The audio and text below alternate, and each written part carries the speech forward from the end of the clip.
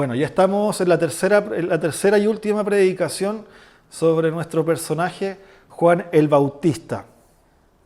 Hemos visto aspectos importantes de su vida, como que su nacimiento, que fue anunciado por el ángel, donde se nos dice que iba a haber alegría por la vida de esta persona. Solamente por el hecho de la vida que Dios había creado ya estaba trayendo alegría. También estaba trayendo esperanza a las personas que estaban a su alrededor. Y también recordamos que nos traía un gozo impresionante porque también mostraba los atributos de Dios, que en este caso la gracia y la misericordia, solamente por el hecho de su nombre. Después de eso vimos cómo esta profecía fue cumpliendo también en las promesas y el mensaje que Juan, el hijo de Zacarías, pudo conversar y compartir, que fue sobre todo un mensaje de arrepentimiento, de un llamado a arrepentir. Y él justamente fue un hombre, un profeta de transición entre el antiguo pacto y el nuevo pacto, entre lo que se había conversado sobre todo el Antiguo Testamento, y él fue este personaje de transición del cual también se había hablado para presentar como un heraldo del rey Mesías a Jesucristo, mencionándolo que él iba a ser el rey. Y hoy vamos a ver las consecuencias del servicio al reino. ¿Cuáles son las consecuencias que tuvo Juan el Bautista por ser un hombre que sirvió en el reino de Dios presentando un mensaje? Y las primeras consecuencias que podemos ver fueron inmediatamente después de que hablamos del mensaje. Recuerdan que que Juan estaba bautizando en el río Jordán y aparece su primo, Jesús. Y cuando aparece Jesús, se nos dice que él estaba hablando este mensaje de arrepentimiento. Y este hecho está expuesto en Mateo 3, de los versículos 13 al 17. Y es la primera parte de nuestra reflexión. Porque es acá que vemos que él empieza a bautizar y el protagonista el protagonismo no lo toma él, Juan el Bautista, lo toma Jesús. Y se nos aparece una escena maravillosa, donde Jesús, cuando es bautizado, aparece la Trinidad en su totalidad.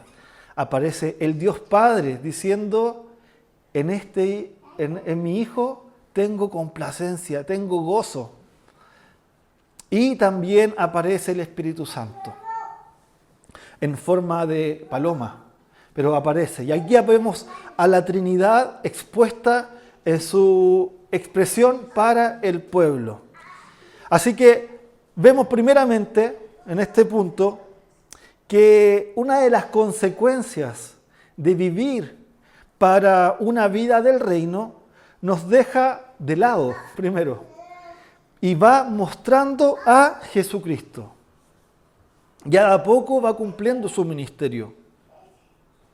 Así que le va mostrando el camino al que es el verdadero rey, al verdadero siervo. Recordamos que este bautismo era una señal, tanto que ya lo hacía en el antiguo pacto, pero tiene aspectos también justamente del nuevo pacto, donde estaba justamente uniendo lo que era antiguo, de lo que hacían los antiguos profetas, pero también estaba presentando justamente a Jesucristo para prepararlo. Y es justamente esto lo que hace, que es preparar para el ministerio de Jesucristo, para que empiece finalmente este nuevo pacto, esta gran maravilla que existía en Jesús. Porque estaba demostrando justamente con la aparición del Dios Padre, estaba diciendo, acá está el Hijo de Dios, el Rey Mesías, el verdadero, el escogido, en el cual se predicaba por la antigüedad. Así que vemos este primer aspecto de lo que es una consecuencia de vivir una vida para el reino, es mostrar a Jesucristo, el Rey, el Hijo de Dios, que la Trinidad actúe. Junto con esto, el texto de Mateo también se nos explica que antes que incluso que Juan el Bautista iba a bautizar a Jesús, Juan le dice, pero ¿cómo te voy a bautizar? ¿Cómo te voy a bautizar? Y dudó de este ministerio que él mismo estaba haciendo. Y en ese sentido fue corregido por Jesús. Porque le tuvo que corregir su doctrina, corregir su pensamiento. Y decir, no, tengo que ser bautizado. Y con esto, ¿por qué? Porque a pesar que Juan era un profeta que conocía de la palabra de Dios, él no entendía la plenitud del acto que estaba haciendo y que era necesario que Jesús fuese bautizado. Es así que Jesús le dice, no, tengo que ser bautizado para cumplir, y esto era para cumplir la ley, para cumplir lo mismo que los hombres, que el Dios se hace hombre y también cumple forma perfecta la ley de los profetas, justamente uniendo tanto este antiguo pacto con el nuevo pacto. Así que es interesante porque ni Juan entendía completamente el mensaje o las implicancias de este bautizo. Y lo interesante de esto es que justamente con este bautizo, en este bautismo, Juan da el pie para el ministerio de Jesús, Así que esto también nos hace recordar lo que después pasaría con Juan el Bautista. Cuando él ya estaba en la cárcel, Juan dudó.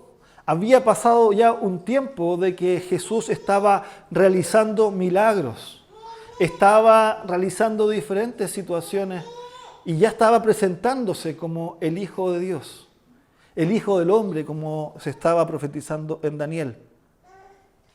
Y manda ahí a sus discípulos a preguntarle a Jesús, ¿eres tú de quien se habla? ¿Eres tú de quien se habla?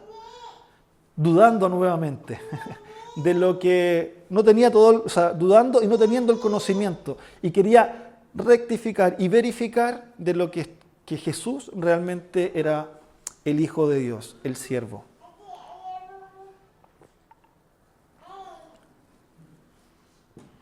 Así que podemos aprender de esto que Juan el Bautista, en cierta forma, él estaba predicando, estaba profetizando, conocía de las cosas, pero no conocía la plenitud, como siervo. Imaginen, si él como siervo no entendía la complejidad de su ministerio, imagínense nosotros como siervos. A veces no entendemos por qué realizamos las cosas. No entendemos las implicaciones que puede llevar la predicación del Evangelio o realizar el servicio que Dios nos llama a realizar.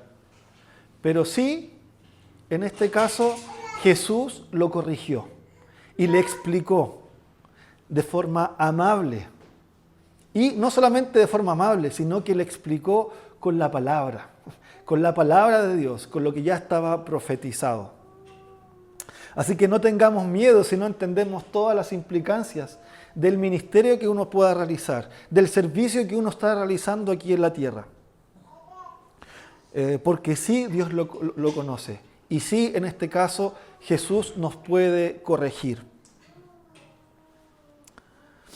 De la misma forma, en estos pasajes podemos ver que Jesús empezó a crecer. Y Juan el Bautista, después de esto, los textos ya no nos mencionan de la misma forma. Solamente ya es mencionado por lo que otros dicen de él, especialmente de Jesús. Y ahora también vamos a ver. Así que es Juan el Bautista que empieza a disminuir y empieza a mostrar a Jesucristo. Así que en general, de este primer punto podemos inferir, podemos pensar de que las consecuencias principales de que Juan el Bautista realizó su ministerio, realizó su predicación, eran para presentar a Jesucristo, para presentar al verdadero y al Rey Mesías.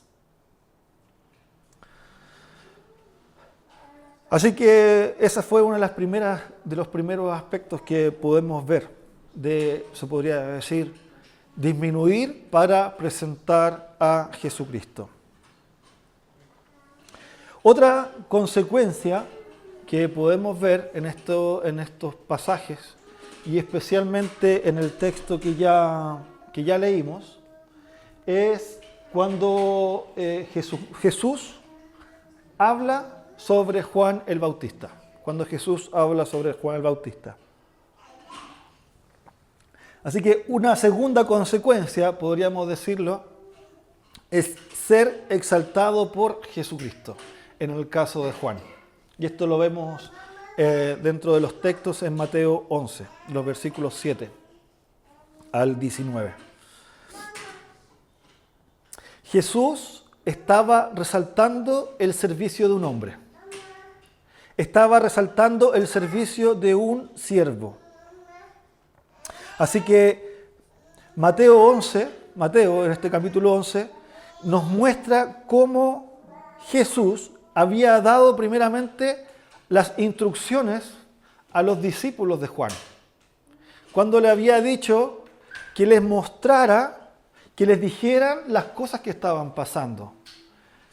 Que los ciegos pueden ver, que los cojos pueden caminar, que los enfermos son sanados.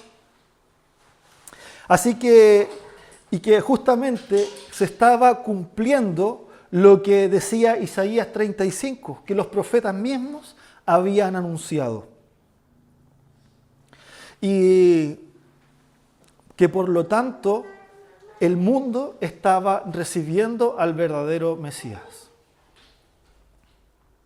Y es en ese contexto que Jesús dice estas palabras. Cuando después que se fueron los discípulos de Juan, dice lo siguiente: mientras se iban los discípulos de Juan, Jesús comenzó a hablar a la multitud acerca de Juan el Bautista. ¿Qué saliste a ver al desierto? ¿Qué saliste a ver al desierto? Y empieza con estas preguntas retóricas que que muestran algo que es llamativo. Con esta parte, son 6 preguntas, son 3 preguntas completas, ¿cierto? Que siempre parte con ¿qué saliste a ver? ¿Qué saliste a ver? Y parte una caña sacudida por el viento. Una caña sacudida por el viento. Recordemos que la predicación de Juan estaba realizada en el desierto, en los lugares que eran más difíciles de encontrar estas cañas. Y que finalmente uno se puede preguntar, ¿pero qué significa eso? ¿Qué significa esta frase? Lo que significa es que finalmente fueron a ver a alguien, fueron a recorrer. Él estaba en el desierto. Decía que de toda la provincia de Galilea iban a ver a Juan. ¿Por qué recorrieron tanto tiempo para ir a ver a este hombre que estaba en el desierto? No hay más cañas o no hay más lugares frondosos en las otras regiones que no son en el desierto. Entonces lo que estaba haciendo era finalmente ver la motivación del corazón. ¿Por qué estas personas estaban yendo allá? Le estaba preguntando, y quizá una pregunta que le puedo hacer, ¿por qué estáis aquí hoy? ¿Por qué? ¿Por qué nosotros tenemos que venir del otro lado de la sierra para acá? ¿Por qué? ¿Por qué hacen todo ese esfuerzo de ir a ver a este hombre? Y bueno, no responde finalmente esta pregunta. Eso es lo interesante de acá, que Jesús no la responde. Y es acá que les está diciendo finalmente la motivación. Está diciendo, ¿dónde está tu motivación? De hacer las cosas por las cuales estáis haciendo. Finalmente es un llamado de atención para que puedan ver algo que finalmente, o alguien que estaba trabajando para el servicio de Dios. Y la pregunta, esa respuesta, ¿fueron a ver una caña sacudida por el viento? La respuesta es no. No, porque hay muchos mejores lugares donde podían ir. Y la segunda pregunta va yendo un poco más profundo en los corazones. Sino, ¿qué saliste a ver? ¿A un hombre vestido con ropas finas? ¿Fuiste a ver a un hombre con ropas vestidas finas? Recordemos que Juan el Bautista andaba como algunos antiguos profetas, que andaba con ropas de piel, de camello, que no era un hombre, y más encima estaba en el desierto. Así que también esta respuesta es no, porque no era un hombre que llevaba vestidos delicados, como justamente dice estas personas que están en los palacios, que tienen dinero, que tienen lo suficiente para demostrar cosas más maravillosas. Entonces, finalmente no iban a ver a una persona a un espectáculo, sino que por eso también va y les dice estas cosas de forma, y más encima iban a ver a alguien que les hablaba de forma directa, que les hablaba con libertad. No les decía palabras fáciles. Recordemos en el texto anterior que les decía generación de víboras, serpientes. Estaba diciendo casi, oye, ustedes son como Satanás. Entonces, ¿iban a ir a ver a alguien que los iba a tratar mal? De nuevo, no era quizá esa la motivación por la cual estas personas iban a ir a verlos. Así que finalmente les hace una tercera pregunta. Dice, claro que no, pues los que usan ropa de lujo están en los palacios de los reyes. Entonces, ¿qué fuiste a ver? ¿A un profeta? Y aquí la respuesta es sí, a un profeta. A un profeta.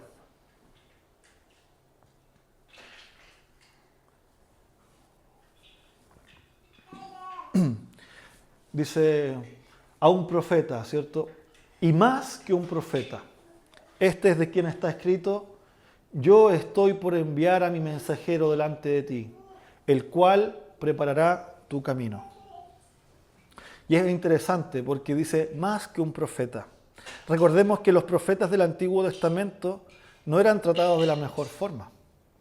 Los profetas eran personas que habían sido transgredidos. Algunos los tiraron a los pozos secos. A otros los querían matar, los perseguían. Por lo tanto, los profetas no eran las personas a veces mejor evaluadas o más queridas. Pero lo importante de un profeta era que sí, hablaba la palabra de Dios. Y justamente este texto que se nos habla acá dice, yo estoy por enviar a mi mensajero delante de ti, el cual preparará su camino, es un escrito que está en el profeta Malaquías, en el capítulo 3, donde se nos habla, ¿cierto?, de que este iba a ser el Elías, el profeta que iba a preparar el camino para Jesucristo, para el Mesías. Y así que en este sentido, Jesús, con estas preguntas retóricas, estaba presentando a Juan el Bautista como el heraldo del Mesías, como quien iba delante del Señor. Así que nos habíamos hecho la pregunta antiguamente, en las anteriores predicaciones, ¿qué era lo grande que tenía Juan? ¿Qué era lo grande que tenía Juan? Y aquí lo podemos ver por medio de Jesús. Que él iba delante, iba preparando el camino para el Mesías. Eso era lo grande para Jesús. Y lo interesante también es que después continúa mencionando algunas características de esta grandeza de Juan.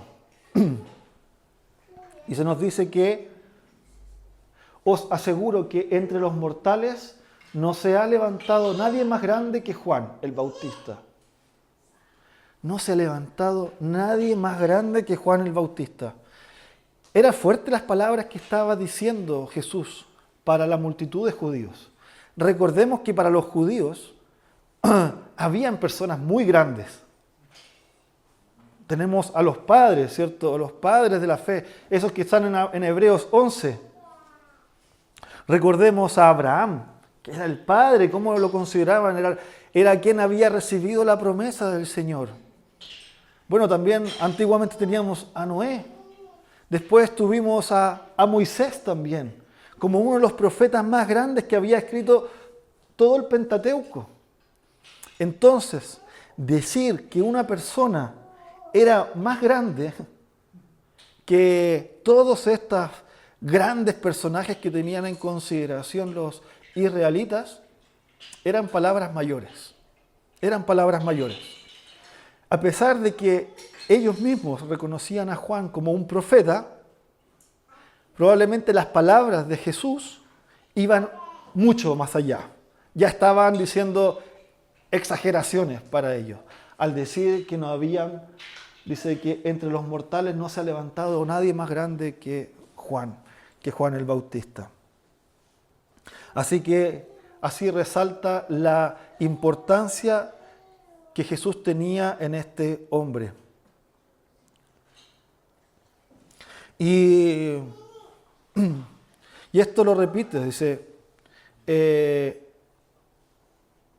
cuando dijo, en verdad os digo, que hasta que pasen el cielo y la tierra, ni una letra, ni un tilde de la ley desaparecerán de modo alguno hasta que todo esto se cumpla. Y después en Juan 1:29 se nos dice, por las palabras que dijo Juan el Bautista, he aquí el Cordero de Dios que quita el pecado del mundo. He aquí el que quita el pecado del mundo. Por lo tanto, un primer aspecto de esta grandeza es que Juan el Bautista había anunciado claramente la llegada del Mesías. La anunció, la profetizó, llevando la atención a aquel que era más grande que él.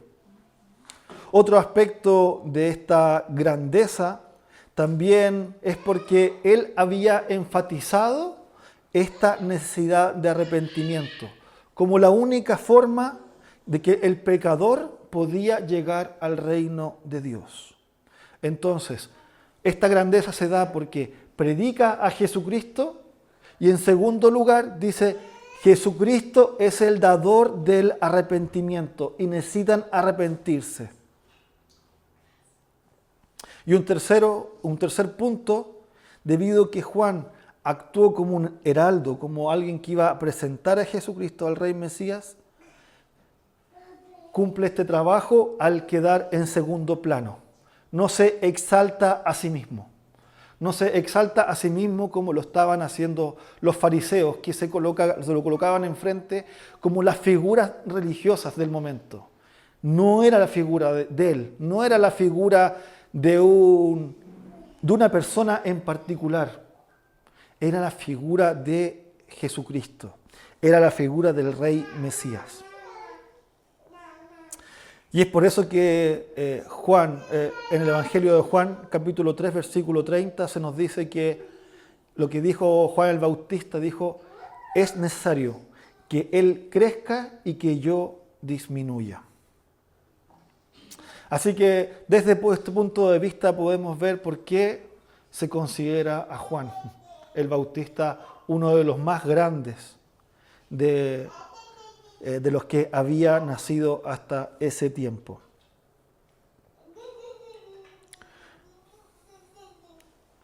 Y no solamente queda ahí con esa frase, sino también que él dice y hace una comparación.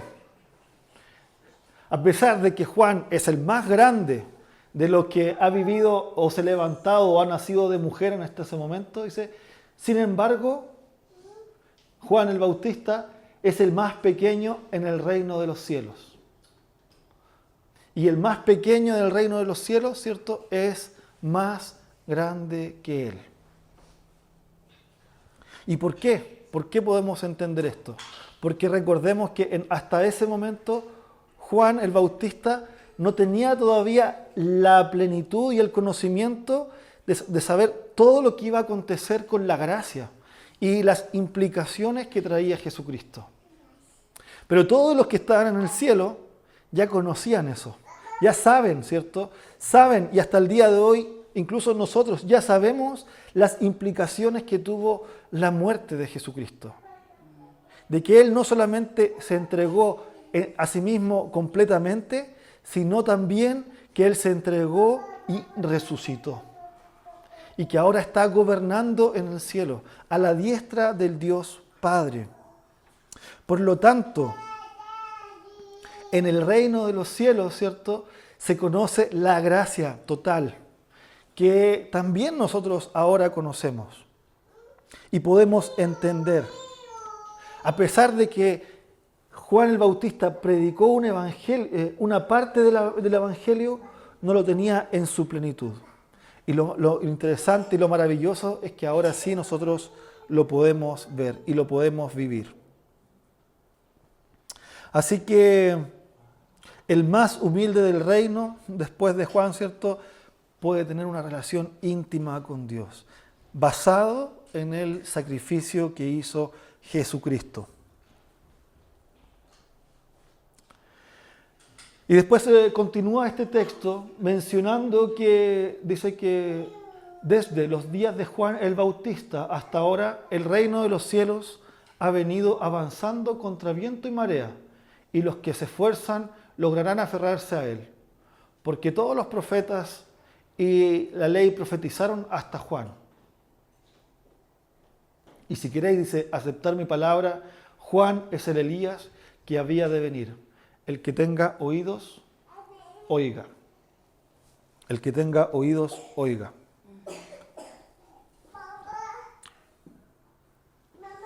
Así que se nos menciona que hasta ese momento, desde los días de Juan, hasta ese momento que él estaba predicando,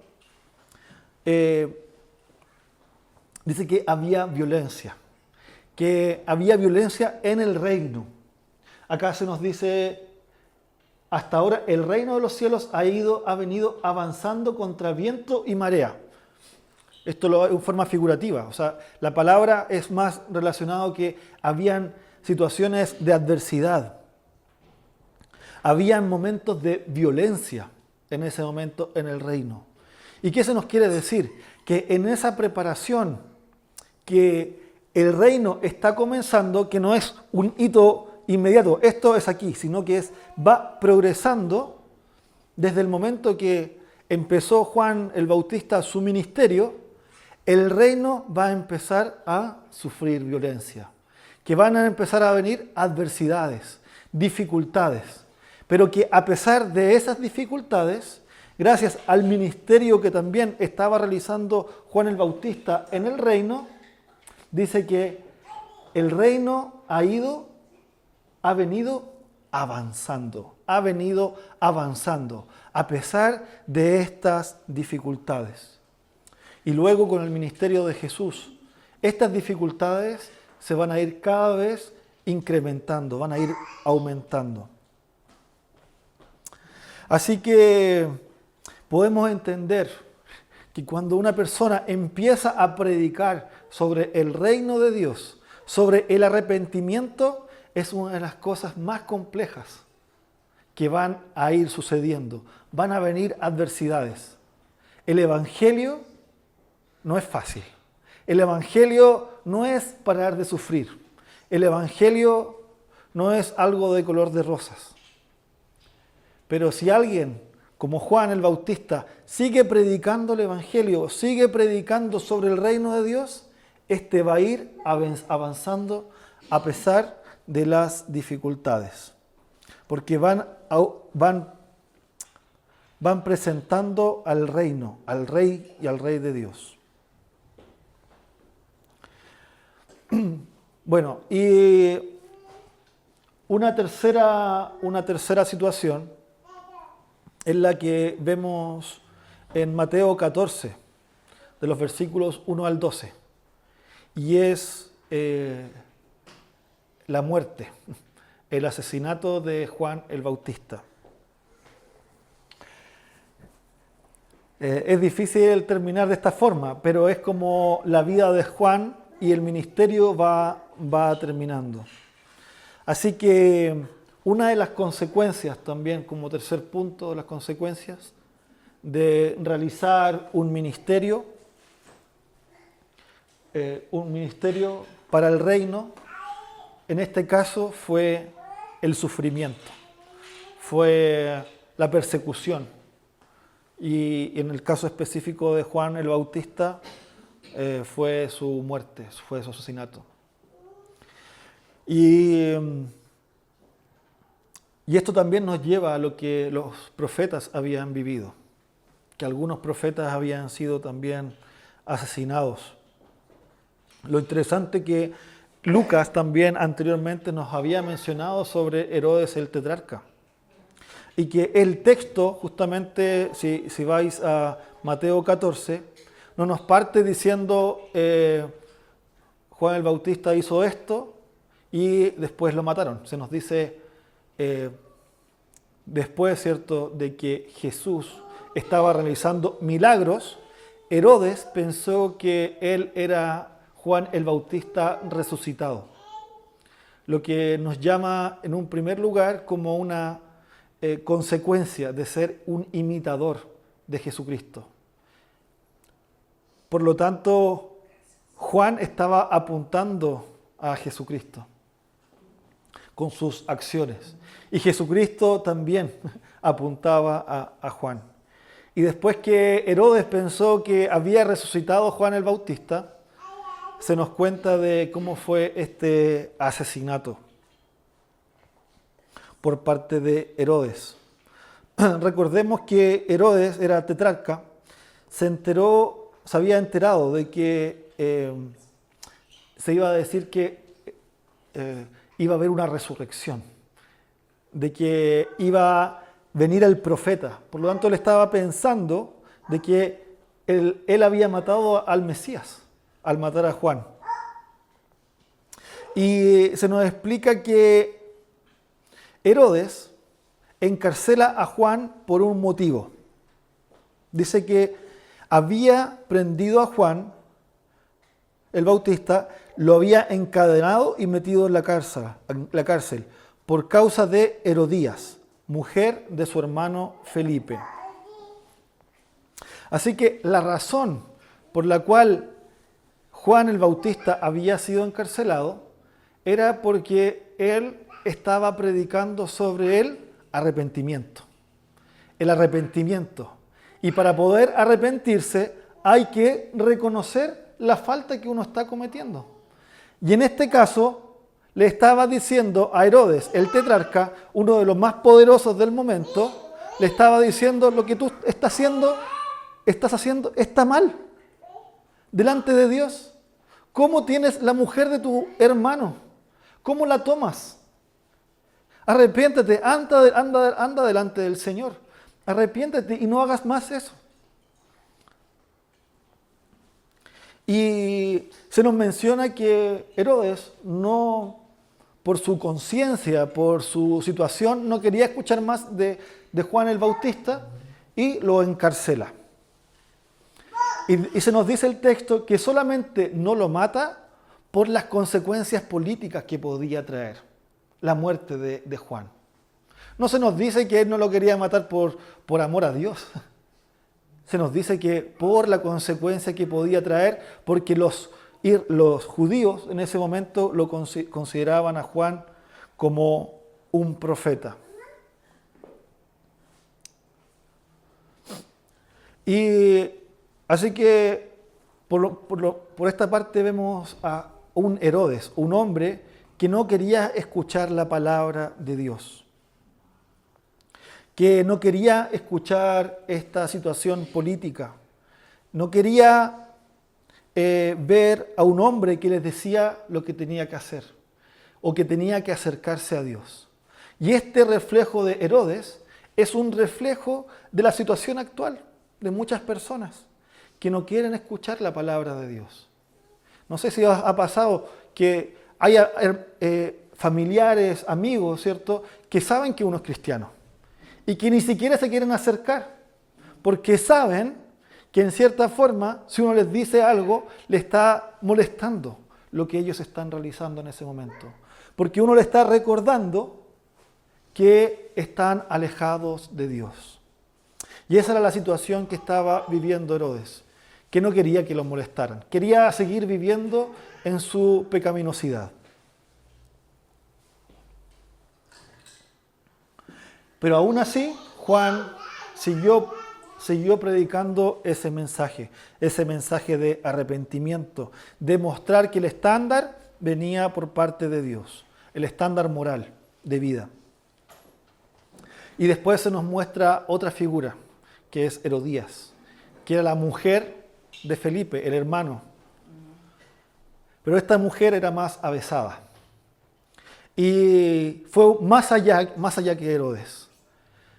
Porque dice que presenta a su hija en un baile sensual, en frente de la persona que estaba con él, que estaba con ella. Y no solamente en frente de él, sino en frente de otros hombres, se nos dice. Así que Herodías es como que pone a su hija, la hace cómplice para poder seguir viviendo esta depravación que estaban viviendo, utiliza a su hija para que se presente semidesnuda en frente de todos estos hombres, ¿cierto? Y le baile y así pueda satisfacer las necesidades sexuales que tenía Herodes. Y soltarse y así poder pedirle algo.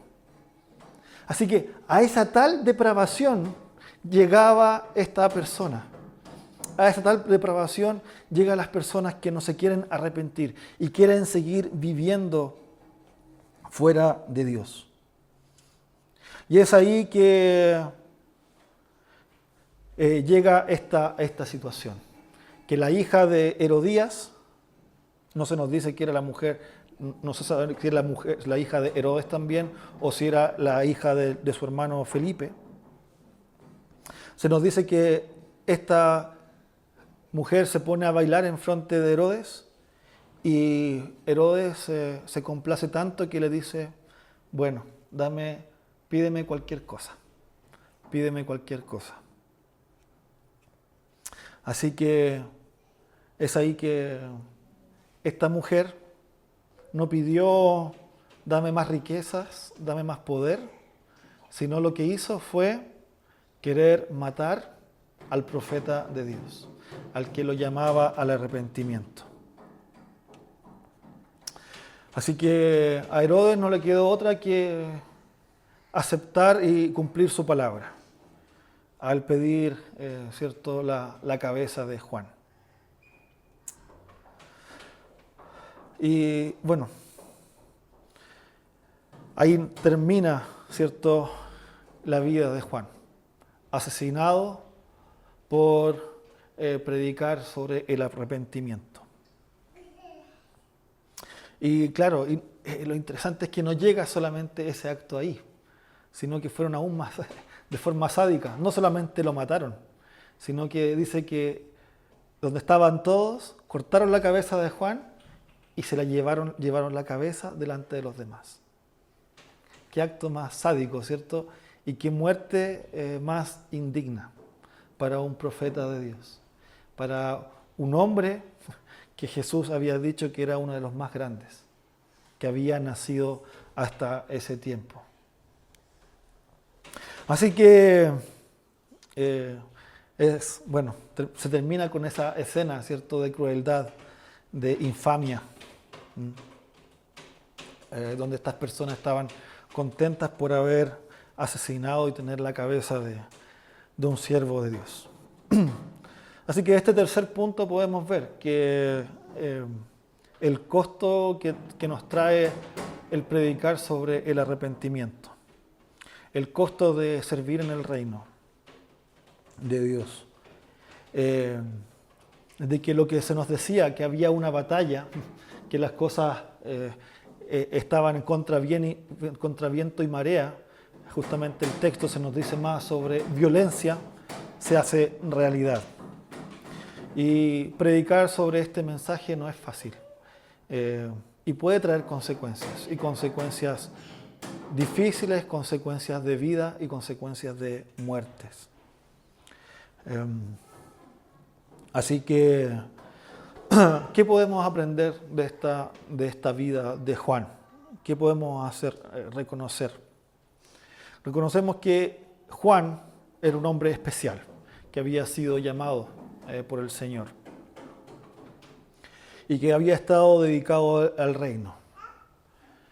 Pero así como él, nosotros también estamos llamados a hacer lo mismo, a predicar sobre el reino de Dios, a predicar y a mostrar a Jesucristo, a ser espejos que van mostrando la luz de Jesucristo, a ser heraldos que van hablando sobre el Rey Mesías. Y en ese sentido, también somos personas que somos llamados a traer alegría a los demás. Somos personas que podemos ser de bendición, porque llevamos las buenas nuevas de Jesucristo. Así que, de forma práctica, también somos llamados a compartir del mensaje del Evangelio, que implica el arrepentimiento, pero también implica mostrar la gracia de Jesucristo. Así que es un llamado a vivir ese arrepentimiento delante del Señor. Ya que Juan el Bautista predicó sobre el arrepentimiento y dio su vida sobre eso, nosotros también podamos arrepentirnos delante de Dios. Que reconozcamos que no estoy bien delante de su vida, que mi corazón, que mis caminos, que mis pasos no están con Él, no están en Él, que estoy viviendo en mis propios caminos. Hay personas que nunca se han arrepentido delante del Señor, tienen la oportunidad de arrepentirse. Personas que han vivido en la iglesia y han conocido la palabra, pero no han tenido un relacionamiento con Dios, también son llamados. Y aquellos que también hemos servido al Señor, también somos llamados al arrepentimiento cada día. Así que es un llamado también para mí para poder arrepentirme delante del Señor. Cada día para reconocer que el arrepentimiento es dado en Jesucristo. Así que al aprender de esta vida de este hombre, podemos reconocer que Jesucristo es quien nos conoce.